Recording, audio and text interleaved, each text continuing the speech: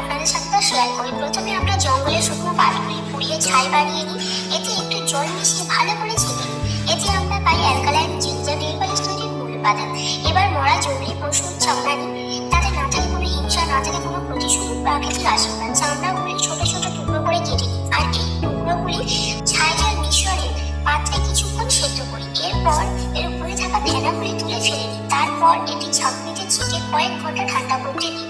ঠান্ডা হয়ে মোমের মতো জমে গেলে এটি পাতলা পাতলা স্লাইসে কেটে রোদে শুকিয়ে নিই, যাতে এর প্রাকৃতিক গুণগুলি অটুট থাকে।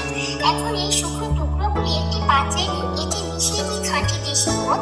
এটি নেল পালিশের তরল রূপ দেয়।